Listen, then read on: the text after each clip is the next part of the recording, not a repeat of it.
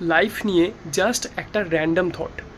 রাস্তায় প্রচণ্ড গরমের মধ্যে যে সুইগি জোম্যাটো বা ব্লিঙ্কিটের ডেলিভারি বয় ছেলেটা বিশাল স্পিডে বাইক নিয়ে ছুটে যাচ্ছে 10 মিনিটে ডেলিভারিটা কমপ্লিট করার জন্য, সেই ছেলেটা ভাবছে যে যদি কোনো অফিসে একটা ক্লার্কের চাকরি পেয়ে যেতাম, ফ্যানের তলায় বসে শান্তিতে লেখালেখি করে জীবনটা কাটাতে পারতাম, তাহলে কত ভালো হতো।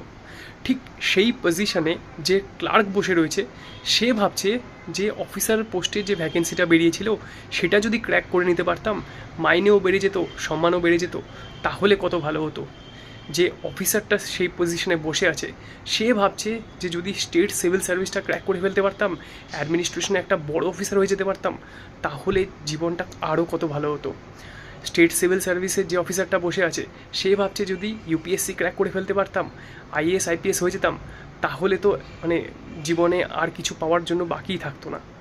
আর যে আইএএস আইপিএস অফিসার বসে আছে, সে ভাবছে যে মিনিস্টারের সেক্রেটারি হয়ে আমাকে পেছনে ঘুরে বেড়াতে হচ্ছে, সেই মিনিস্টারের জায়গায় যদি আমি পৌঁছাতে পারতাম, এই চাকরিটা ছেড়ে দিয়ে ইলেকশানে দাঁড়িয়ে পার্টির ক্যান্ডিডেট হয়ে যদি ইলেকশনটা জিতে যেতে পারতাম, ওই মিনিস্টারের জায়গায় আমি যদি থাকতাম, তাহলে কত ভালো হতো।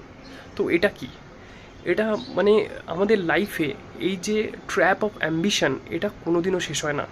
হ্যাঁ, একটা বেসিক নিডের জায়গা থাকে যেখানে সবাইকেই সেই জায়গাটা পৌঁছানোর দরকার, কিন্তু তারপরেও আমাদের এই যে হাঙ্গার, আমাদের এই যে খিদা, এই যে উত্তরণের একটা উত্তরোত্তর ক্রমবর্ধমান যে চাহিদা, সেটা বাড়তেই থাকে। কারণ what ever we have, that is never enough for us, and the grass looks always greener on the other side.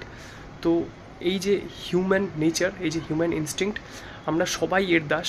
আমরা সবসময় আরও বেশি আরও বেশি আরও এক্সেল করতে চাই, আরও সম্মান, আরও প্রতিপত্তি, যশ, টাকা পয়সা, পাওয়ার।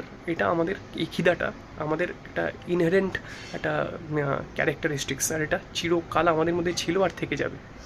তো জাস্ট এটা মনে হলো, তাই আপনাদের সাথে শেয়ার করলাম।